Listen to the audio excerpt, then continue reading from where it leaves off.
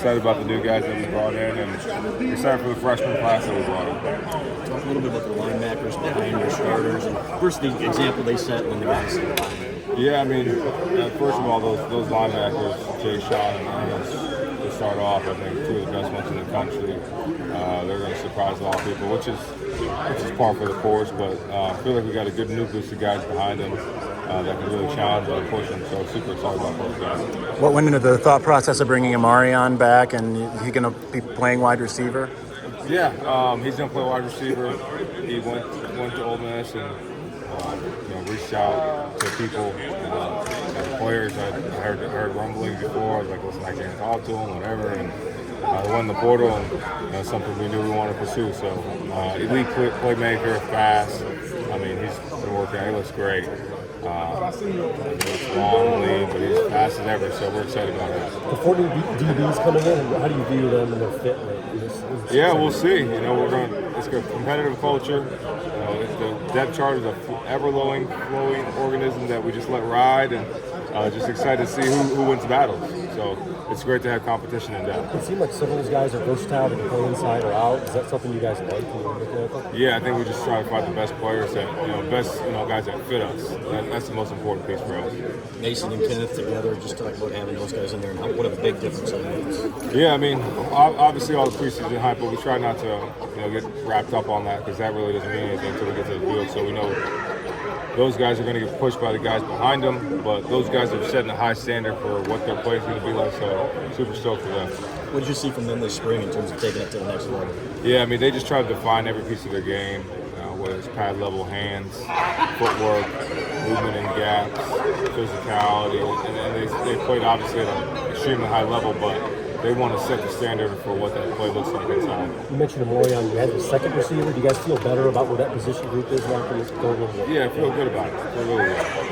People forget about the guys like Tyler Morris and Samad Morgan and Frederick Moore and all those guys. So super stoked for them. And Kendrick Bell's another guy that we're excited about. So we got a good depth. And obviously, when you got tight end like Colson Loveland, you got a great receiver body there as well. So him and Marlon Pine in the tight end position, we're super excited about. What's been the most interesting part for you in these first 3 months? Any surprises or anything? Not many surprises. I think more of just less football. I used to sit in a room and watch film all day, and that's not the case anymore. I can sneak away. That's like my little vacation time is when I sneak away and put on football. So just not as much football.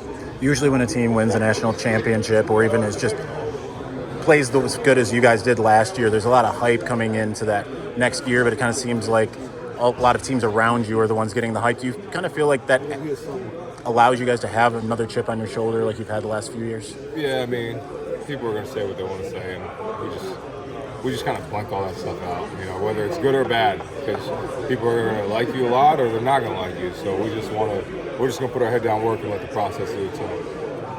What's the idea of adding all the recruiting staff and changing that?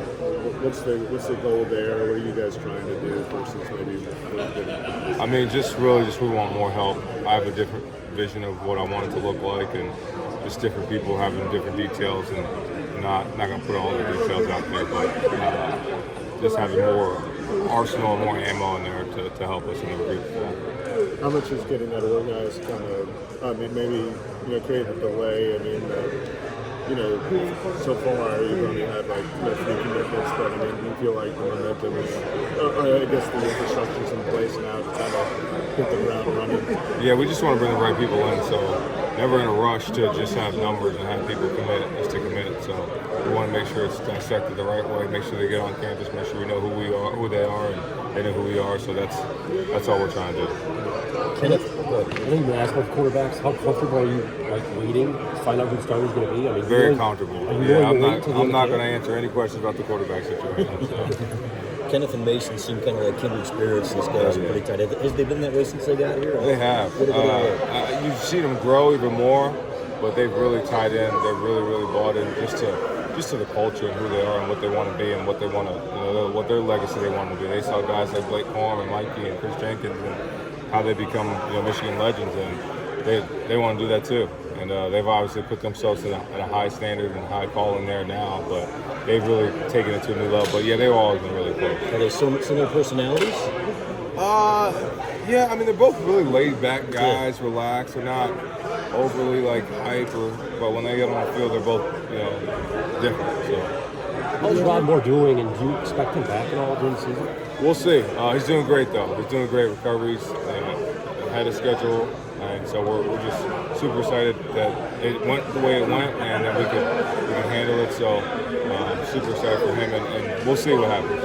I remember there being talk about before we got to the spring game that you guys felt like you got a steal in Jay Sean Barham. Now that you've kind of gotten to see him through an entire spring, how good can he be? Yeah, he's really good. He was the guy that when we played Maryland every year, we're like, we got to deal with number one. And to have him on our team now is super awesome. And you talk about a phenomenal human being, kid.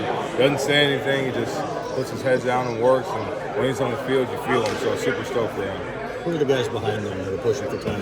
Yeah, Jaden Hood's one, Jimmy Rolder as well. And then you got a bunch of young guys that have played, and you got to see. So those are the main two right now behind them, but we'll see what happens as we go through. Last year, obviously, a big experienced group, and then maybe a little more of a slower build into the peak of the season.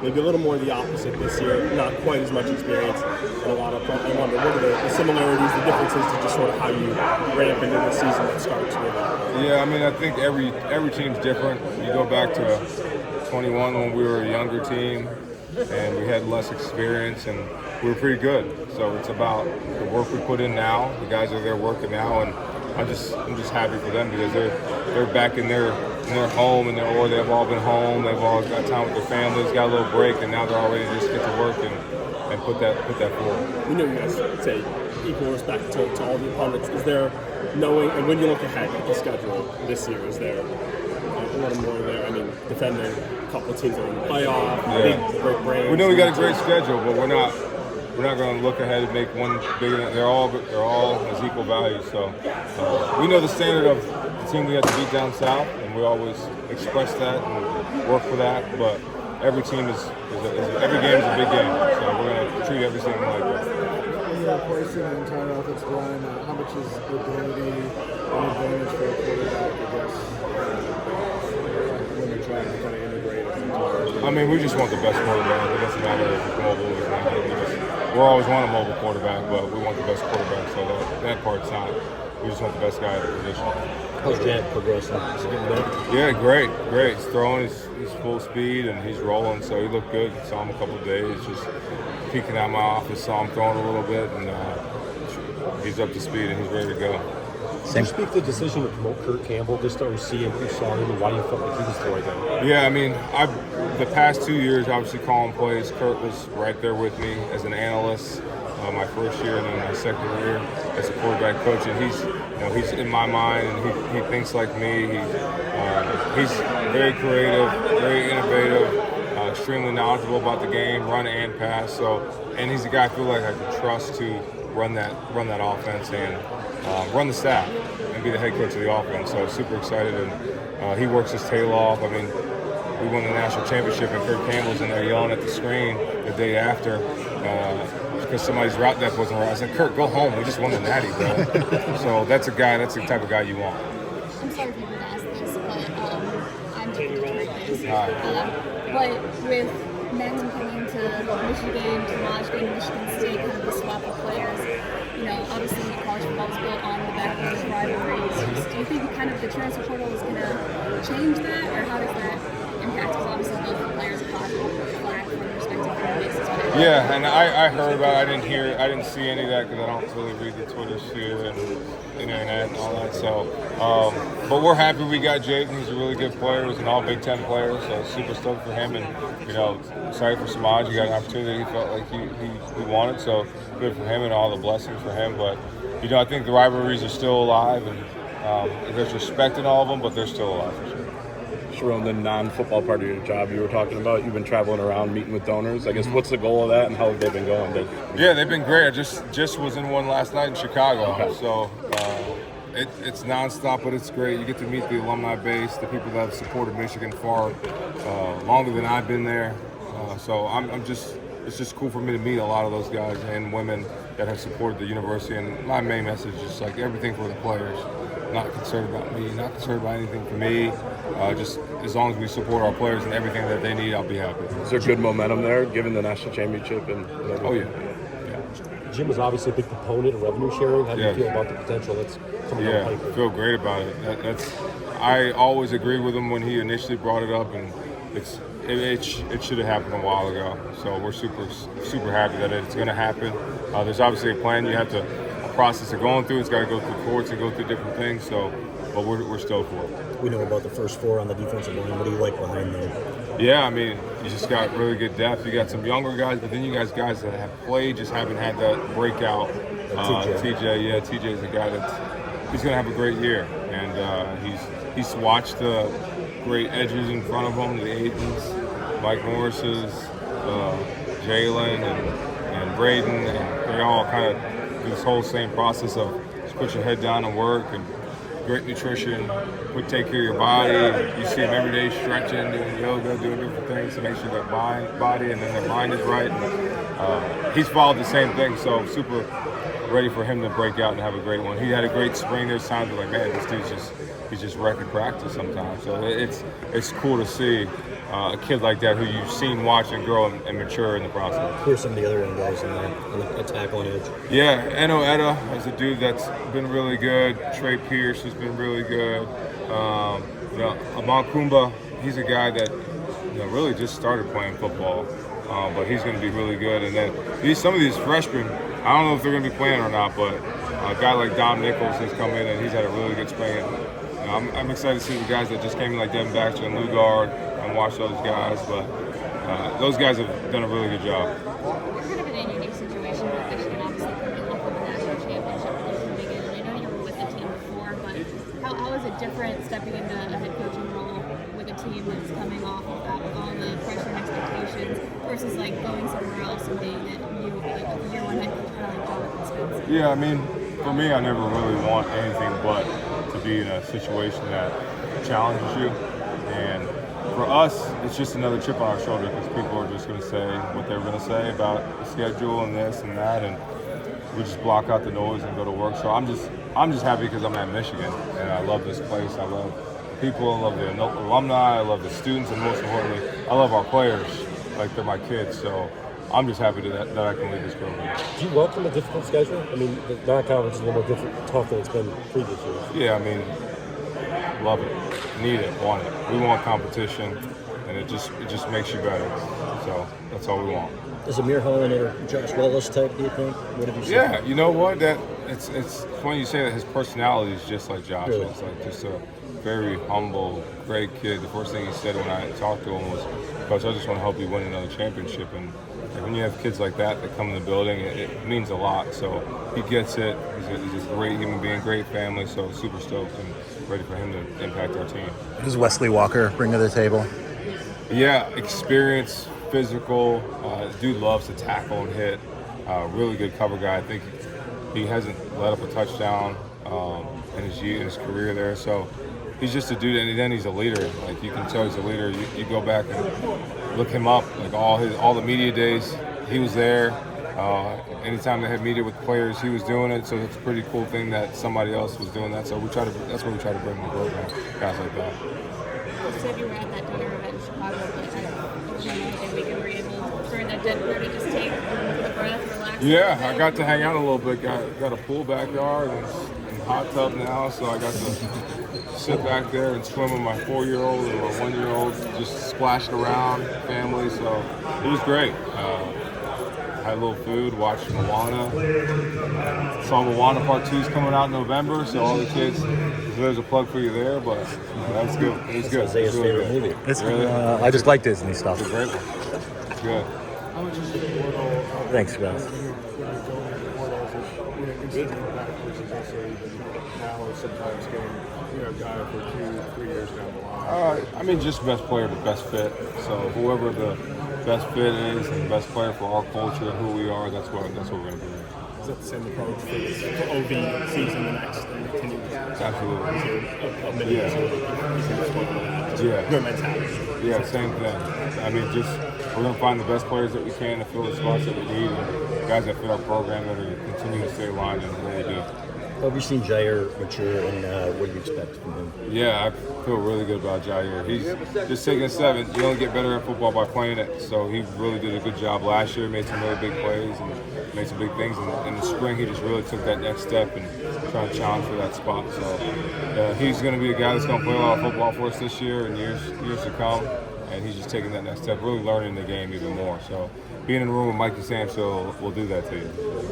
He talks about like best player available, best fit, but when you're evaluating high school prospects and also looking at the transfer portal and stuff, like how do you balance those two avenues of roster building? Yeah, I mean, for us, it really is as simple as that. We're going to scout and figure out who's going to fit in positions of needs, and any guy that's going to challenge somebody on our team, that's what we're going to want. And we're going to want people that have the same vision as our players, because if they don't, it's not going to work.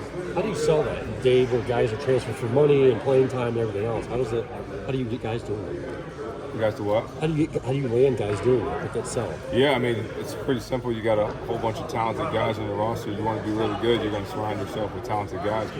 If you don't want that challenge, then that's probably not going to be for you. When you get to the next level, you're going to be around a lot of talented guys all the time. And if you don't do it that way, then why will you go to the NFL? You're not going to just change your mindset. So we're going to want the same type of mindset. How important is it to build in-state relationships then for you guys? What'd you say? How important is it to build in-state relationships? Yeah, very. We want to be around those coaches. We want them to be around us.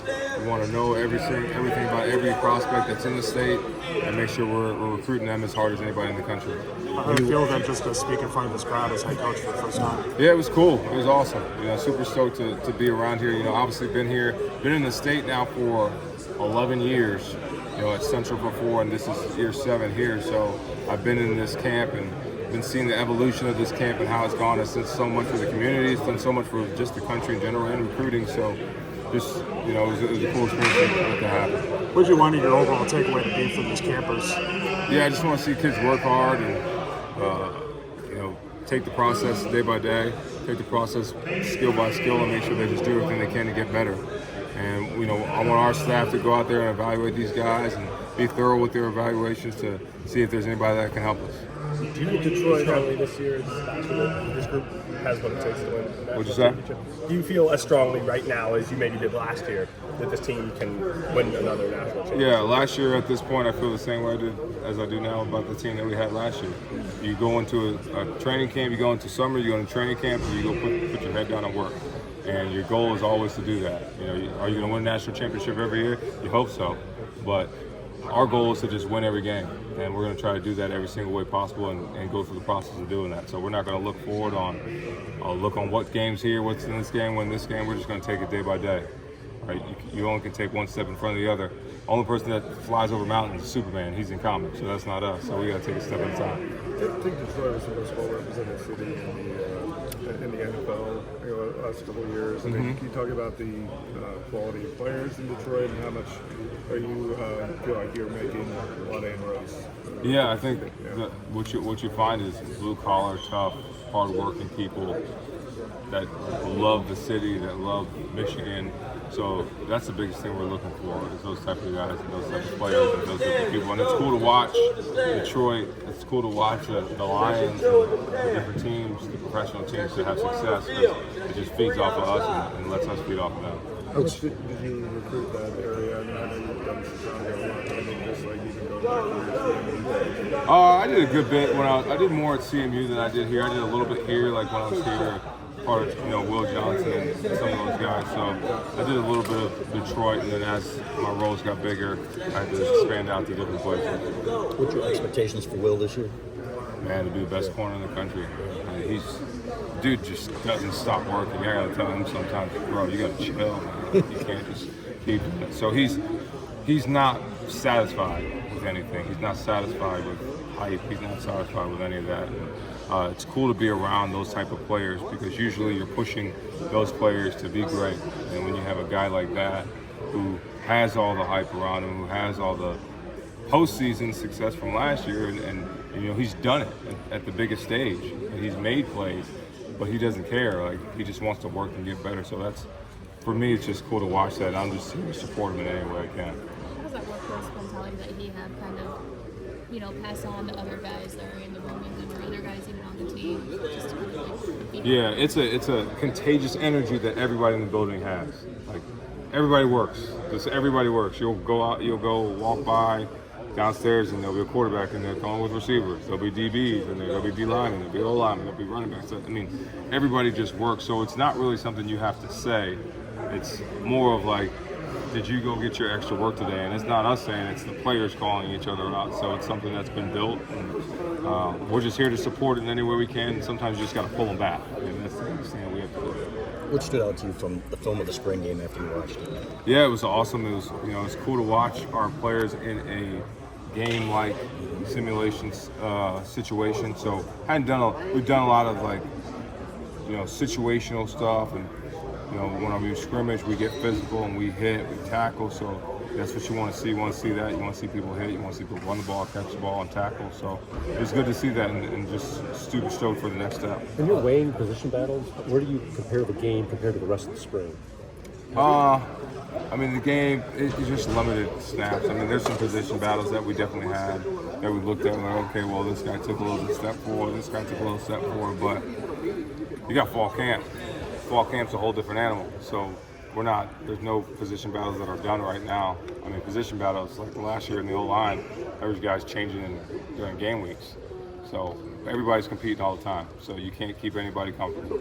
Your focus has been on player retention, and how much was that a factor in not going and seeking to maybe another, person, quarterback, also sending a message to your team that, as a leadership position? I think you had to player retention. You got in the transition, and there was things going on, and we had to make sure we kept our core. So. For us, we just felt like we're in a good situation at every position to go compete. Do you think that sends a message to the team when you're not actively going in the portal, seeking the alternatives, I guess, at premium positions necessarily, like quarterback or such, that you're not, you're choosing that as an easier out, and also inviting kind of the culture that you're trying to create, I guess. Yeah, but I think our kids they invite competition, so they don't really care. They don't care who's there, as long as they can help. That's all they want. They don't care who it is. They just want people that are going to be able to help us to win, and regardless of who the name is, who the person is, they don't really care. It's just kind of the viewpointer approach of this month with, the non-early enrollees should be coming to campus. Yeah. Summer workouts, I'm sure. Yep. Very much started. Yeah, so it started. Their freshmen are doing their baseline evaluations where we test everything that you can think of. The older guys have started working out yesterday, and they're getting after it. I was there this morning. They're already. It's not much I had to say. It's just me watching, observing, and smiling. I just watching them push each other, and the hard work already getting done. So yeah, that's where they're at. They're working out right now. They'll do football stuff, lifting. They'll meet on their own and do different things. So they're in the process of getting better right now. Is Gio healed up, and your thoughts on the offensive line? Yeah, he's good. He's good. He's doing really good. So excited for Gio, and the line should be good. Obviously we lost guys, but years before we lost guys, so that's going to happen. Trevor and Zinner couldn't play there for 10 years, even though they probably wish they could. But we feel really good about the guys that we got, and the little battles within each group. But the mindset, the foundation of who we are and what that group is in that room. So just ready to see what the next guys do. Is Preeb okay? I saw you had that nasty cut or something. Yeah, he got a great cut. It was awesome. It was so cool. How did it happen? I think it was going against Mason Graham, and pass pro, helmet, fire. So the cool thing about that thing is he got that big slit in his mouth, and he kept playing. And he kept playing, was bleeding like all over the place. And we're like, whoa, Preeb, you're bleeding. He's like, huh? And then he just kept playing. So 2 minutes. I was just like, what? So, and then he came out, and then we had to get stitches. But yeah, that's how practice is sometimes. Sometimes you get a busted lip and you got to get stitches. So. Gentry and Crippen, can you just talk about how those guys did this spring? Yeah, Crippen was really good. I saw him take a step really mentally.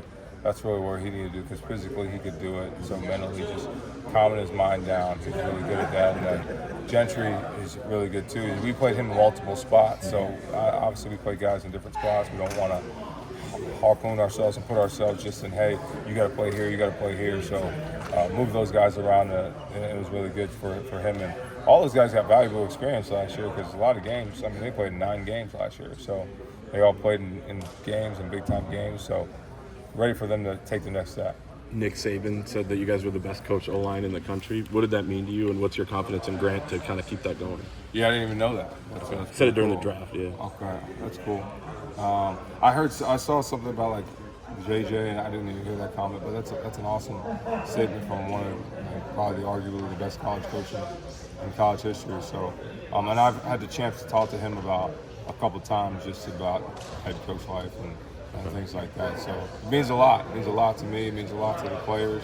But ultimately, to me, it's what the players did. So they were phenomenal, and excited for the rest of these guys to pick up the next slide. How ready is Grant to keep that going now that you're in your new he's role? More than ready.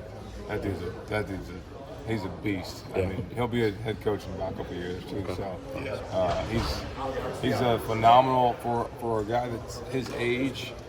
He's way out of his age from a mental standpoint, from what he knows, his maturity, how he handles everything. He's a superstar in this business. So he's more than ready. Absolutely. You mentioned talking to Nick It's been Saban. more than 100 days since you turned over. I mean, what have you learned? Like, how would you reflect on, I guess, this period and, to kind of transition into the head coach role? It's been fun. It's been outstanding. It's been awesome. Wouldn't take any moment away. You learn from everything, and I'm embracing every day. Like, just never take a day for granted. So I go into Schembechler Hall every single day, and it's the best day ever. That's my mindset. Like, I'm just so stoked and happy to be a part of the program. Yeah, I'm leading it, but I'm a part of this thing. It's bigger than me, so I'm just happy to be a part of this program. Do you feel more settled in the role, I guess, after maybe the initial day? I mean, obviously, you're so conditioned to coach a certain way when you're... Yeah, I think so. I mean, the cool thing about being a coordinator is that you get to lead a whole bunch of guys. You just lead one side of the ball, so you get a little bit of that. And for me, it was more of the desk work and the stuff I have to do at my desk and the stuff you got to get settled with. The coaching part for me wasn't that hard to get settled into. It's all the other stuff, making the schedules and that. But Coach left me some good tools to help me. So appreciate you, Coach Harbaugh. But it's been awesome. You mentioned talking to Saban. Do you find yourself asking other coaches about coach life nowadays? That's something you Yeah, want to? I mean, I think if you're not learning as a coach, then you're failing. Like, there's no coach that just knows it all. So I think you have to continually learn from everybody, from every avenue, any resource that you can get. I definitely try to, plug different coaches, whether it's other football coaches, basketball coaches, different coaches that have done. I mean, our softball coach, she's a legend. So yeah, I ask her stuff too. So everything within an organization and how to run an organization, definitely ask everybody I can. We've got coaches with play calling experience on both sides of the ball. I mean, what does that do for exchange of ideas in the room and what it takes off your plate? Yeah, it means we're always going to be collaborative. We're always going to play a team game. So regardless of who's calling the plays, we're going to feed off of each other and make sure we do it that way. Nobody's just trying to score 8 million points. Nobody's trying to always have these stats or this or that. So the ultimate goal is to win, and we're going to do everything we can to win. So it's great to have play callers on both sides of the ball. And the cool thing is on defense, we got all the guys that call plays. So it's cool to have that input in the room with those guys, and just ready to take it day by day and see where the process takes us. Just to be clear, because there's been back and forth, is Kirk going to be the play caller on offense, or are you going to be involved? Or? We'll see. Well, that's already decided. And as far as just, the different aspects of the job, I mean, with the fundraising component, do you feel like, that component, I guess, is probably going to change a little bit with this new revenue sharing, or do you feel like that part of it is going to kind of continue? Yeah, I think you're going to have to fundraise for the university still, but yeah, you're going to have to fundraise for the NIL piece or whatever that is, and I think there's still going to be a part of that with revenue sharing. Now, you hope at some point that it's not, but I don't know if that'll ever happen, but we don't know. We'll see. So there's not really a, we have to pass it again to Congress of what it's going to be and what it's going to look like, and then from there, every university has to make a plan of how they're going to do it and how they're going to allocate everything. So we'll see what happens with all that, but you're always going to have to fundraise in some form or fashion. Do you see it as an advantage for you since you're, a new coach entering this new period as opposed to somebody who may be, stuck in the old system, Yeah. on the block for a while, maybe not, may not have the energy to do this. Well, I think if they're coaching still, they're going to adapt because they know if they don't, they're going to have a problem. And if they don't want to adapt, they're going to hire somebody that can help them adapt. So regardless, everybody's going to be able to adjust to this time period. Has the Tennessee injunction changed the way that you recruit preps? I mean, not really.